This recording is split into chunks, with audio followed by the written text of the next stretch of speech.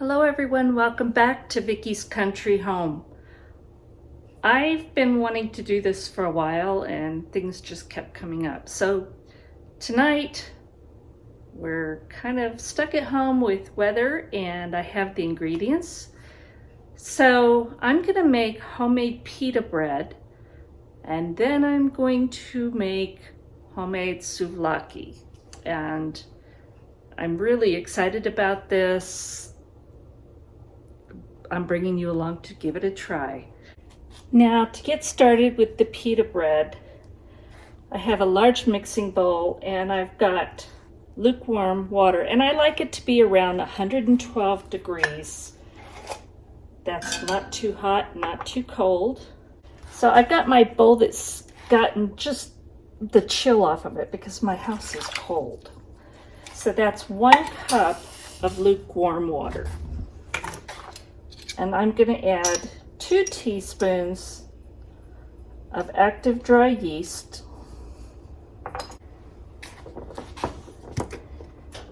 And to give it something to feed off of, I'm going to add half a teaspoon of sugar, because you need something that helps wake up that yeast.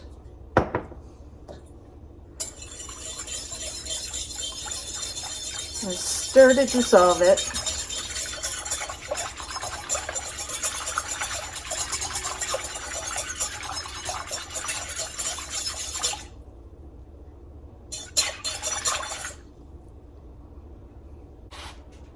Now I'm going to add to that yeast, warm water, and sugar, and I'm going to add about half a cup of flour. And I really want to blend that in.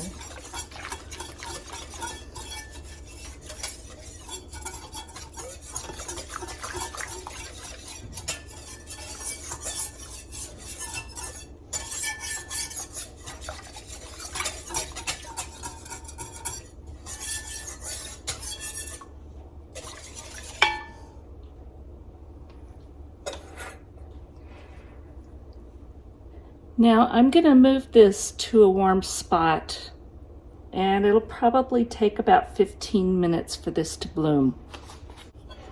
Okay, my yeast has bloomed really nicely, and I added 2 tablespoons of extra virgin olive oil, and you probably want to use a good one. I added 1.5 teaspoons of diamond crystal kosher salt, and the recipe does specify diamond crystal. It says 1 to 2 teaspoons. I decided to split that down the middle. Now, this is not my recipe. I got this from the mediterraneandish.com homemade pita bread recipe. And I chose this one because she said it's my family's authentic, foolproof pita bread recipe. Easy to make, requires few ingredients you may already have on hand. So I will leave a link down there for this website and for this recipe. Now once I've added the salt and the olive oil, I'm going to add 2 cups of all-purpose flour.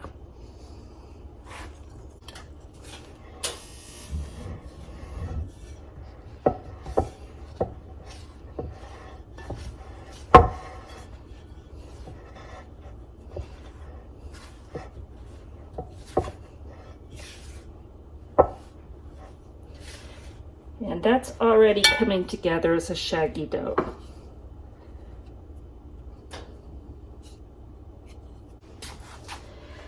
Now I'm just going to knead this in the bowl for a minute, mostly to get all these little bits of dough and flour together.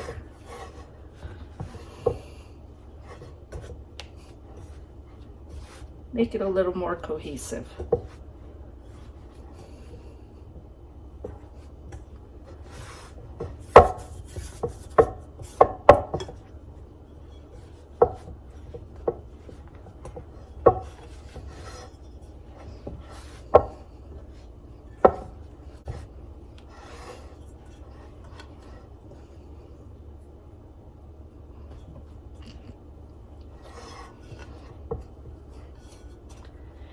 And you can see that's really come together. I have about a half cup more of all-purpose flour. And I'm gonna dust the board so we can knead it. And the recipe called for 3 cups of flour total. We used half a cup when we bloomed the yeast. I added 2 cups to make the dough.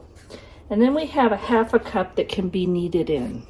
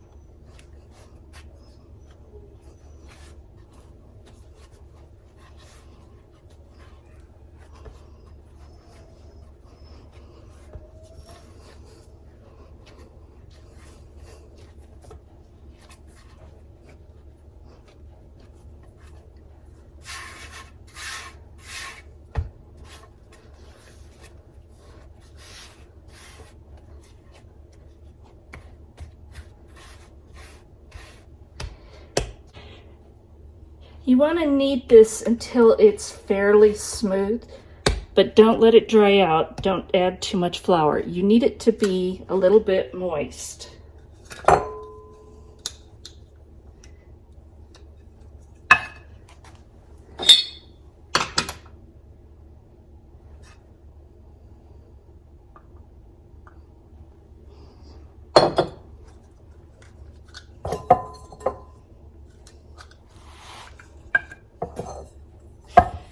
Now I'm oiling a bowl, and it's easily twice the size of this. So I'm gonna get just a little more oil in here. Spread it around.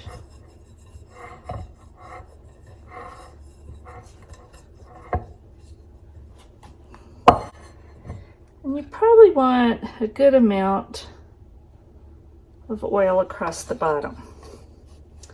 Because what we're going to do is we're going to put this in here and we're going to move this dough around because we want it to be coated with the oil. That's going to keep it from drying out.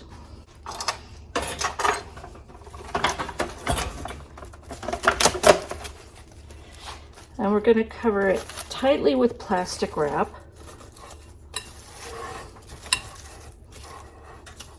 And then I'm going to cover it with a cloth. And I'm going to put this over here on the stove again where it's warm and let it rise for about an hour. We want this doubled in size. My dough has risen beautifully. It's doubled in size. Now I'm going to punch it down. The natives are restless tonight. They're tired of being shut in with all of this wet weather. I don't blame them.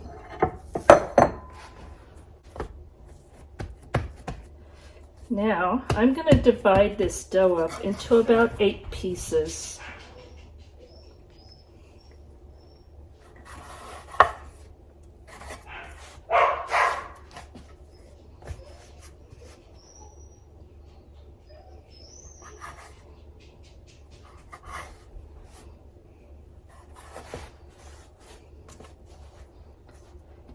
You could weigh these and make them equal if you want. I'm not going to do that. We're going to roll them into balls.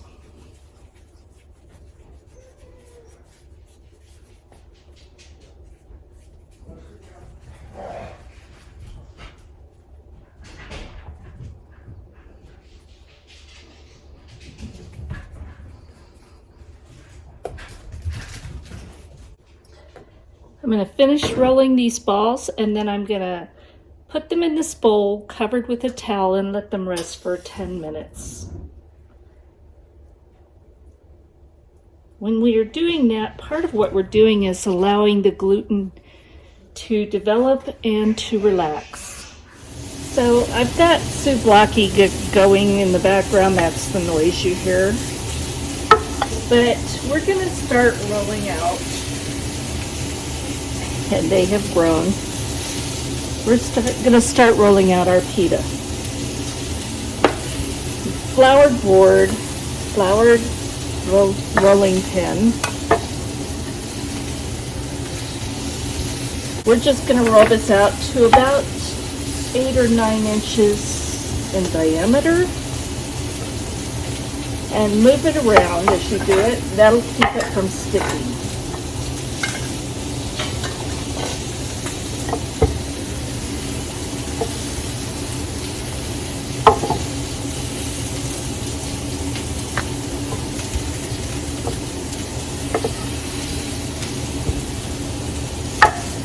In the meantime, I have my cast iron comal or griddle heating up because I want that hot when I put these on. Again, don't heat cast iron over high. I've got it on a low heat, and by the time I get this ready, it will probably be ready to put this on.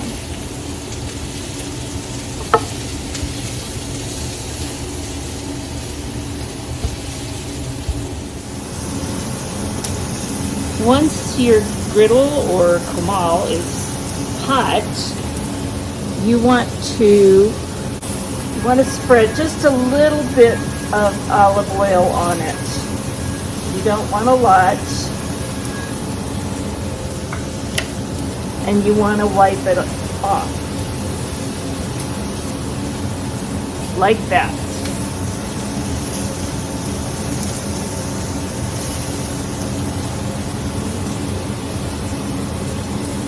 And I'm going to put that on there for about 30 seconds.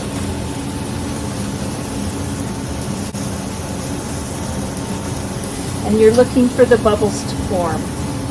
And I have that. So I'm going to flip it.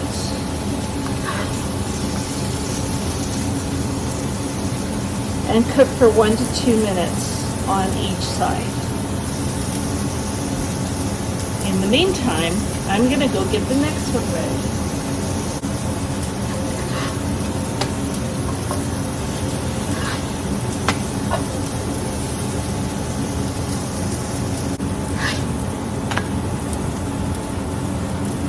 You want to get a little bit of color on these. This doesn't have a whole lot, but I believe that's done. So I'm going to take that off,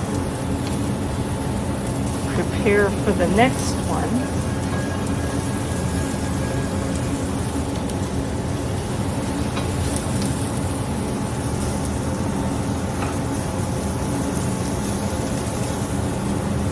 The great thing about this is, if they don't turn out perfectly round, it's okay, because you know what? They're homemade.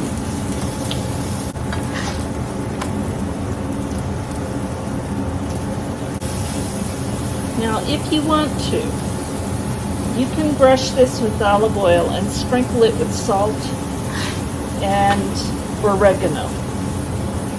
I'm not going to do that, but it would probably be very good.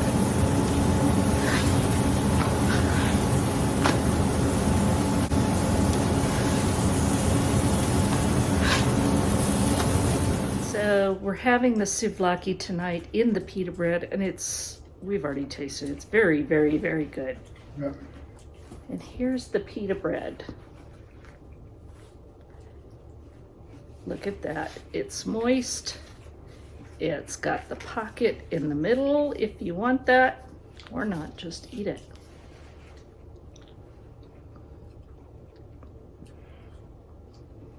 Yum. Really good. A little bit of work, but aren't you worth it? Thank you for watching, and God bless.